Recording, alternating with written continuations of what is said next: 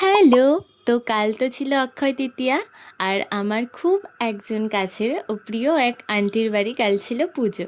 তো ওখানেই যাব বলে রেডি হচ্ছি। তো দেখো শাড়িটা তো পরেই নিয়েছি, আর কাল যা ভীষণ গরম ছিল, মেকআপ তো মানে সব গলে পড়ে যাবে বলে জাস্ট একটু ময়শ্চারাইজার লাগালাম প্রথমে, অ্যান্ড দেন কনসিলার একটু হালকা করে হাত দিয়েই মেখে নিয়েছি। আর তারপরে একটু হালকা করে ব্লাশ দিয়ে দিলাম, কারণ শাড়ি পরলেই না মনটা একটু মনে হয় একটু সাজি সাজি, যতই গরম পড়ুক না কেন বা শীত আসুক না কেন, মেয়েরা তো অলওয়েজ সাজতে পছন্দই করে। তো যাই হোক, একটু ব্লাশ দিয়ে দিলাম। আর তারপরে একটু কাজল দেব, কারণ শাড়ি পরলে একটু টানা টানা চোখ করলে ভীষণ ভালো লাগে। তো কাজল পরলাম, আর কাজলের ওপর দিয়ে হালকা করে আইলাইনারটা একটু দিয়ে দিয়েছিলাম যাতে কাজলটা স্মাচ না হয়ে যায়। তো কাজল আইলাইনার পরে, তো মেন পার্ট যেটা লিপস্টিক মেয়েদের, তো লিপস্টিকও পরে নিলাম।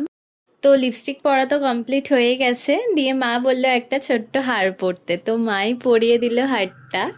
আর আমি অফ ক্যামেরায় চুলটা বেঁধে নিয়েছি কারণ আমি পারছিলাম না। তো আমার ফুল লুক কমপ্লিট হয়ে গেছে। একটু বাঙালি বাঙালি সাজতে ইচ্ছে করছিল অনেক দিন ধরে।